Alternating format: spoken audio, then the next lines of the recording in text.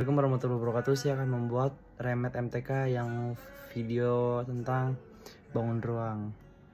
Berikut adalah penjelasannya. Assalamualaikum warahmatullahi wabarakatuh. Kali ini saya akan menjelaskan tentang dimensi 3. Nah, jadi di dimensi 3 itu ada 4 macamnya, yaitu yang satu yang kita tahu itu adalah cuman titik, yaitu tidak berdimensi. Tidak berdimensi. Nah, yang kedua ada yang cuman garis, yaitu dimensi 1. Nah, kalau misalnya udah jadi bangun datar, seperti contohnya kita ambil segitiga, itu udah masuk ke dimensi 2. Nah, apa yang ada di dimensi 2 itu cuma ada panjangnya, ada M, cm, ada juga dia luasnya M2 sama cm2. Nah, kalau di dimensi 1 ini cuma ada panjang aja. Panjangnya sama kayak yang di sini, yaitu ke M, cm. Nah, yang kita mau pelajari sekarang tuh adalah dimensi 3, yaitu 3 dimensi yang berbentuk, kita ambil contoh kubus. Nah, di kubus ini tuh ada panjang sama kayak yang sini. Terus ada juga luasnya sama kayak sini. Nah, ada juga volumenya. Nah, apa itu volume? Volume itu adalah bagian dalamnya, yaitu kita bisa cari, yaitu ada M2, M3, cm3. Sampai sini kita harus ingat, yaitu ada yang tidak dimensi 1, ada juga yang dimensi yang tidak berdimensi, ada juga yang dimensi 1 yang hanya mempunyai panjang M dan cm. Dan ada juga yang segitiga ini adalah dimensi 2, yaitu panjangnya ada panjang sama luasnya, yaitu MCM dan M kuadrat M2, M pangkat 2 sama CM pangkat 2. Nah, kalau di volume ini kita harus ingat-ingat ada kalau di ruang itu ada panjang, ada luas, dan ada volumenya. Ini harus diingat nih. Nah, kita sampai situ dulu. Kita belajar yaitu tentang kedudukan titik, garis, dan bidang. Kedudukan titik, garis, dan bidang. Nah, apa itu kedudukan titik, garis, bidang? Satu, kita cari satu. Ada kedudukan titik terhadap garis, terhadap garis. Apa itu? Yaitu adalah seperti contohnya seperti ini. Ini titik luar garis. Dengan seperti contoh ini, kayak contoh itu dari sini nih ada B dan sini C. Jadi ini garis lurus saja. Nah, ini sini tuh A. Nah, ini adalah titik luar garis ya. Ini di luar dia. Nah, ada juga titik yang pada garis. Kayak contoh ini, titik pada garis. Nah, apa itu titik pada garis? Kalau titik pada garis itu dia ada di dalam. Jadi seperti ini. B, C. Nah, ini tuh adalah titik pada garis. Nah, kan yang sekarang kita mau pelajarin juga ada yang kedua, yaitu titik yang terhadap bidang. Nah, terhadap bidang. Nah, apa itu titik terhadap bidang? Seperti ini contohnya ya.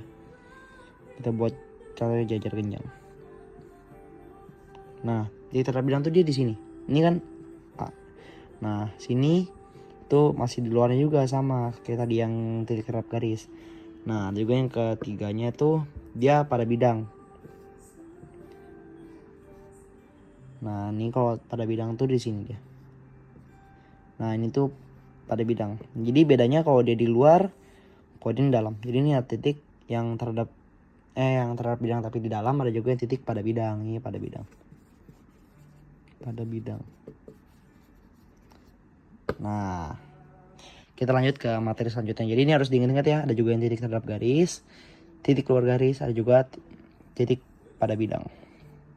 Oke. Nah, yang kita ketiga nih ada yang kita mau pelajari. Ini kan tadi materi 1 dan 2. Sekarang juga yang kedudukan garis terhadap garis.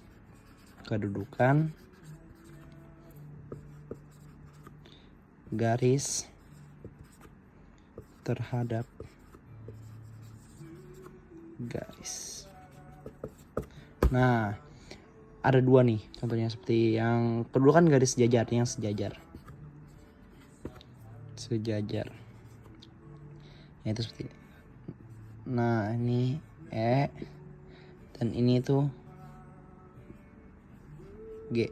Nah, ini yang sejajar. Nih, tentu juga ada yang seperti ini macam contohnya. Nah, ada juga nih, ini kan yang sejajar. Nah, ada juga yang berpotongan.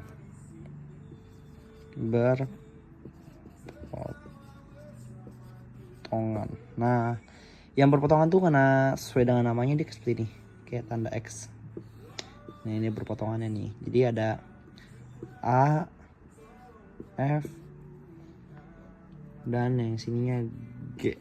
Nah, ini yang berpotongan. Contohnya seperti ini. Oh, ini berpotongan lagi. F dan G. Nah, ini tuh berpotongan.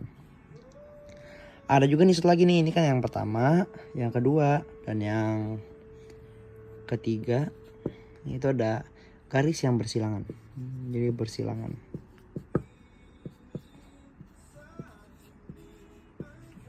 Nah, yang bersilangan itu adalah kedua garis bersilangan jika kedua garis tersebut tidak berpotongan pada sejajar. Jadi contohnya seperti ini.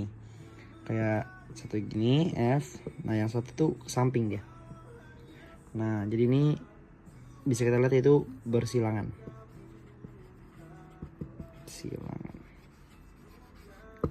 Nah, oke. Ya, perlu diingat ya, di materi ketiga itu ada kedudukan garis terhadap garis. Nah, ini ada yang sejajar, ada yang berpotongan, ada juga yang bersilangan. Nah, ini ada masing-masing ada rumusnya sendiri nih. Oke, kita lanjut ke materi selanjutnya. Nah, sekarang kita masuk ke contoh soal. Nah, kita ambil contoh kubus dulu ya, yang paling mudah, yaitu yang paling dasarnya. Maaf ya, gambar saya ada jelek emang. Set. Nah, kalau kubus nih ada peraturan juga dia untuk menulisnya. A, B, ini C, ada D-nya di sini, F, E, H, K. Nah, jadi contoh soalnya tunjukkan garis A sampai dengan K. Nah, kita cari yang coba contoh soalnya sejajar. Ada yang berpotongan. Ada juga yang bersilangan.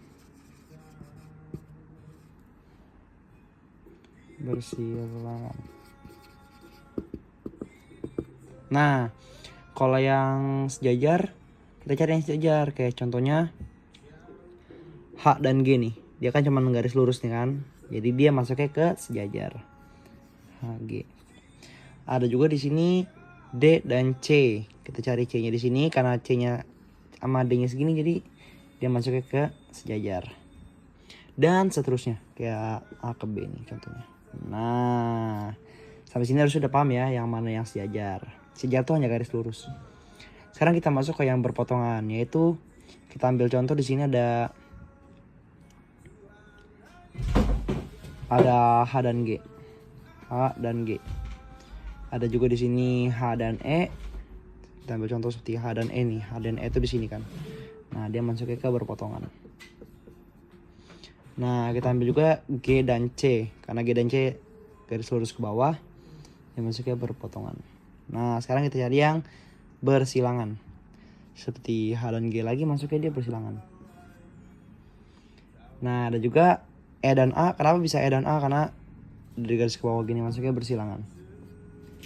E dan A, dan seterusnya. Jadi udah paham ya, yang mana yang sejajar, mana yang berpotongan, mana yang bersilangan.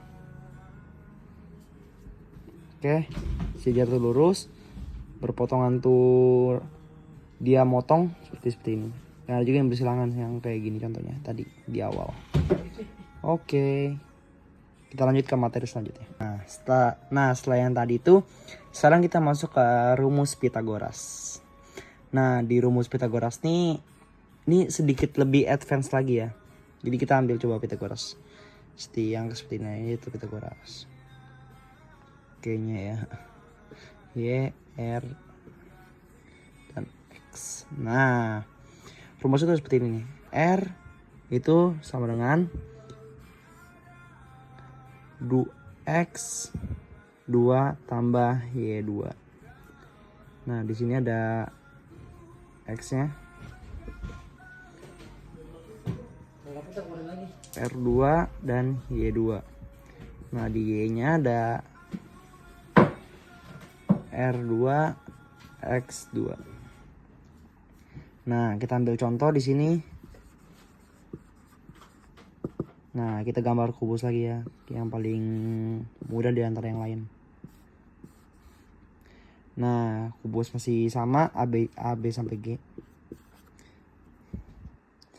Nah, di sini A, B, C, E, F, G, H, dan ini D. Nah, di sini ada satunya ya, titik A ke C. Yang kedua ada A ke G. Yang ketiga ada G ke titik pusat.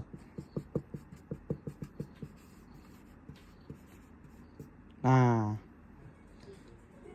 di sini adalah contohnya ya. Jadi yang kita ambil contoh yang A aja, karena seterusnya bakal sama situ. Jadi yang A gambar dulu garisnya A, B, C. Nah, ini 6 kita ambil contoh angka 6 di sini. Sama dengan A, C-nya itu 6 kuadrat ditambah 6 kuadrat. Nah, di sini ada 3. Jadi kan 6 kuadrat sama dengan 36 ya. Jadi di sini kita cari 6 kuadrat dengan 36. Jadi di sini 36 ditambah 36 sama dengan 72. Nah, 7 ini masih bisa disederhanain, yaitu 36 dikali 2. Jadi 36 kali 2 sama dengan 72. Nah, kalau udah seperti ini, karena 36 tadi kan pangkatnya 6, jadi kita bisa dipecah lagi, yaitu jadi 6-nya di luar dan 2-nya di dalam. Nah, ini hasil akhirnya yang udah paling akhir. Oke, mungkin segitu saja yang bisa saya jelaskan dalam materi kali ini. Sekian dari saya. Wassalamualaikum warahmatullahi wabarakatuh. Itu saja materi yang bisa saya jelaskan. Assalamualaikum warahmatullahi wabarakatuh.